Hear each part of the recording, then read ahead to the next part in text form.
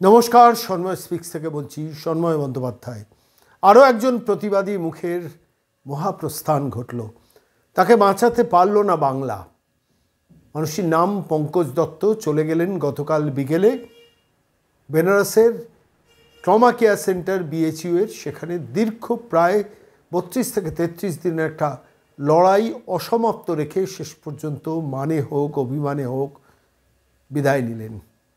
তার কথা আমরা টিভির টক শোতে শুনতে পারবো না, তার প্রতিবাদী আলোচনায় অংশগ্রহণ আমরা বাঙালিরা আর কেউ পারবো না জানতে। সেই মানুষটিকে হত্যা করা সংগঠিতভাবে, প্রশাসনিকভাবে, রাজনৈতিকভাবে এবং সংবাদ মাধ্যমের এক শ্রেণীর মানুষকে দিয়ে তাকে হত্যা করার পরিকল্পিত একটা চক্রান্ত হয়েছিল। চক্রান্ত বলবো কেন, পরিকল্পনা হয়েছিল এবং সেই পরিকল্পনা প্রকাশ্যে চলে এসেছিল। আর.জি. কর কাণ্ড নিয়ে যে মানুষগুলো বারবার প্রতিবাদ করেছেন, এই মানুষটি তাঁদেরই একজন। ডিরোজিও হলে প্রেসিডেন্সি ইউনিভার্সিটির ডাকে একটি সেমিনারে বক্তব্য রাখতে গিয়েছিলেন এবং সেই বক্তব্য রাখতে গিয়ে কোনো একটি নির্দিষ্ট স্থানের সঙ্গে আর.জি. কর মেডিকেল কলেজ হসপিটালের 3 তলার সেমিনার রুমে কতটা সিকিউরিটি তফাৎ থাকতে পারে সেটা বোঝাতে গিয়ে একটি স্থানের উল্লেখ করেছেন এবং তারপর সেটা নিয়ে একটি টিভির টক শো বসে গেল এবং সেখানে তাকে দাগি আসামি, অপরাধী আসামি হিসেবে চিহ্নিত করা হলো এবং তারপরের দিনই তার 2-1 দিনের মধ্যে নির্দিষ্ট কয়েকজন ব্যক্তিকে দিয়ে তার বিরুদ্ধে FIR করানো হলো, বটতলা থানায় ডেকে পাঠানো হলো, 6 ঘন্টা তাকে বসিয়ে রাখা হলো। একজন IG পদমর্যাদার অফিসার, প্রাক্তন IPS, সেই মানুষটিকে 3 ঘন্টা বটতলা থানায় বসিয়ে রেখে তারপর বাকি 3 ঘন্টা ইন্টারোগেট করা হয়েছিল বটতলা থানার OC পায়ের ওপর পা তুলে, পা দুলিয়ে 3 ঘন্টা তাকে জিজ্ঞাসাবাদ করেছিল এবং তারপর ওই এলাকার কিছু মানুষকে পুলিশ ডেকে আনিয়ে তাকে জুতোর মালা পরানোর ব্যবস্থা করা হয়েছিল। একদম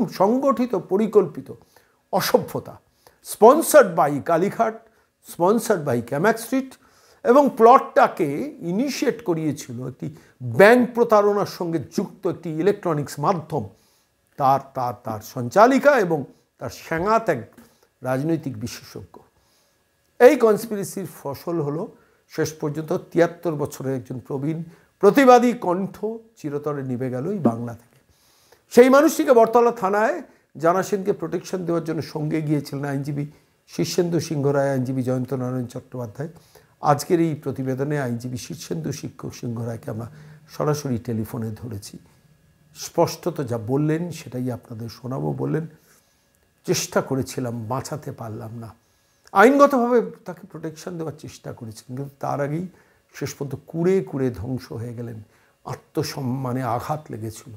এ রাজ্যে যেটা বড্ড বেশি দুর্লভ, আত্মসম্মান নিয়ে বেঁচে থাকা, কলচেওয়ালা, সিদ্ধারওয়ালা মানুষের বড় অভাব যে সমাজে, সেই সমাজেই পঙ্কজ দত্ত ছিলেন একজন ব্যতিক্রমী চরিত্র।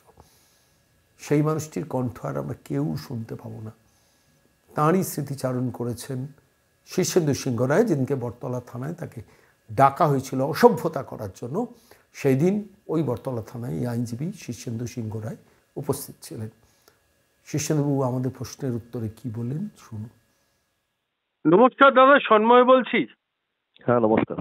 বলছি, এমন একটা দিনে ফোন করলাম যেদিন পঙ্কজদা চলে গেলেন, যে পঙ্কজদাকে প্রোটেকশন দেওয়ার জন্য বটতলা থানায় আপনি এবং জয়ন্তবাবু দুজনেই অনেকক্ষণ হাজির ছিলেন এবং মানে একদম চাক্ষুষ অভিজ্ঞতা সঞ্চয় করেছিলেন যে বটতলা থানার OC SIরা কিভাবে অসভ্যতা করেছিল। 3 ঘন্টা বসিয়ে 3 ঘন্টা জিজ্ঞাসাবাদ একটি শব্দ ব্যবহারের জন্য।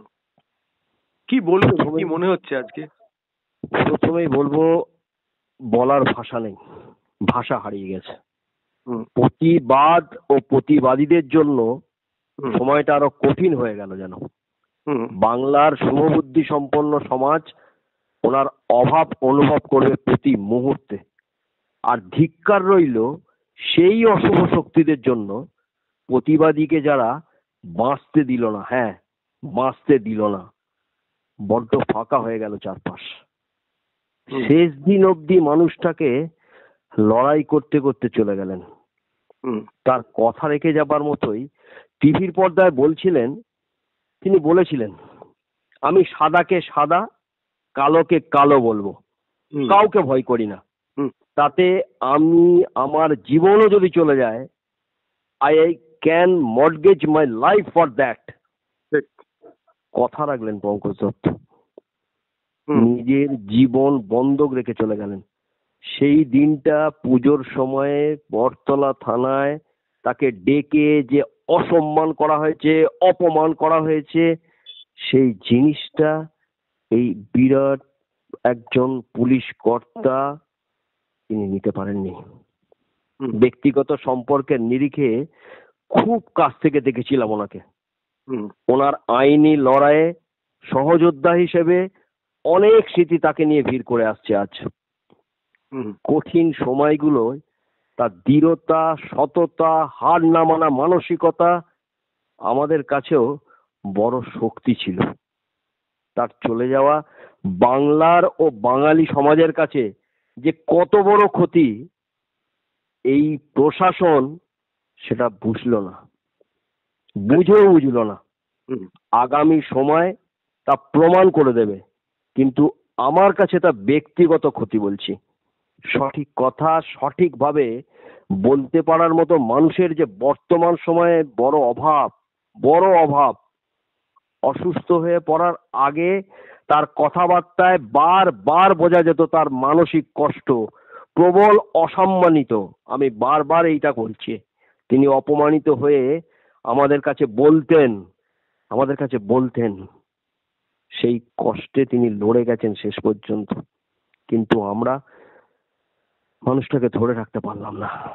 যে রক্তক্ষরণ ওনার মস্তিষ্কে হয়েছে, সেই রক্তক্ষরণ তো আসলে হয়েছে বাঙালির সমাজের। ওনার মৃত্যু তো আসলে প্রতিবাদের মৃত্যু। অনেক ধন্যবাদ শীর্ষেন্দু বাবু। আজকে ভারাক্রান্ত হৃদয়ে আপনি অন্তত আপনার যন্ত্রণার কথাটা বললেন, যেটা লক্ষ লক্ষ বাঙালি হৃদয়ের কথা আপনার মুখ থেকে প্রকাশ পেল। ধন্যবাদ শীর্ষেন্দু বাবু। নমস্কার।